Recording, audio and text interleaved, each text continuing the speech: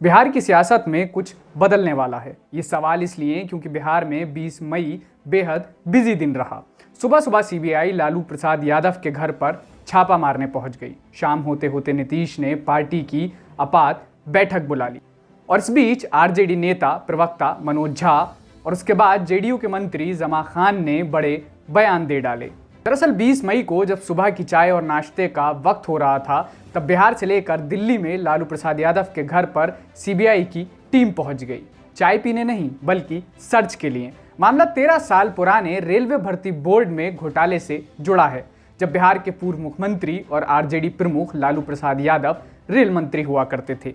केंद्रीय जांच ब्यूरो यानी सीबीआई ने लालू प्रसाद यादव के खिलाफ भ्रष्टाचार का नया मामला दर्ज किया है। आरोप है कि 2004 से 2009 के बीच जब लालू रेल मंत्री थे, उस दौरान जॉब लगवाने के बदले में जमीन और प्लॉट लिए गए थे। लेकिन अब सीबीआई के इस छापे पर सवाल उठ रहे हैं। सवाल इसलिए भी ज़्यादा अहम हो जाते हैं क्योंकि पिछले कुछ दिनों में बिहार में राजनीतिक हलचल एक अलग दिशा पर दिख रही है। इस दिशा को आप आरजेडी नेता और राज्यसभा सांसद मनोज झा के बयान से भी समझ सकते हैं। मनोज झा कह रहे हैं कि दूसरी तरफ गोलबंदी होते देख डराने की कोशिश हो रही है। ऐसे में सवाल ये है कि इस गोलबंदी का क्या मतलब है और क्या एकाएक हरकत में आई सीबीआई के सहारे पर्दे के पीछे कोई दूसरा खेल खेला जा रहा है।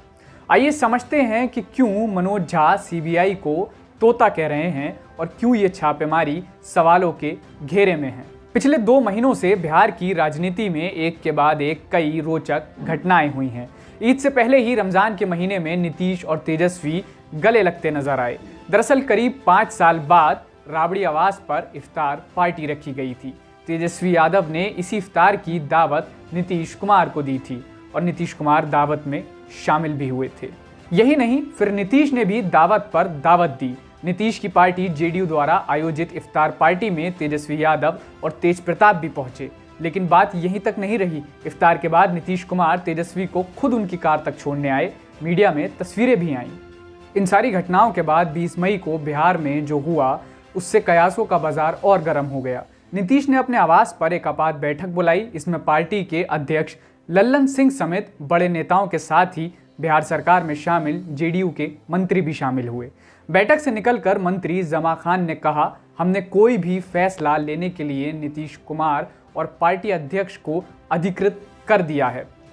हालांकि जमा ने यह नहीं बताया कि किस बात पर फैसले के लिए। अब यहीं से कयासों को और हवा मिल गई। उधर हमने आपको पहले ही बताया कि मनोज झा भी गोलबंदी की बात कर रहे हैं। अब इसी गोलबंदी से क्या सीबीआई छापेमारी से कोई रिश्ता है?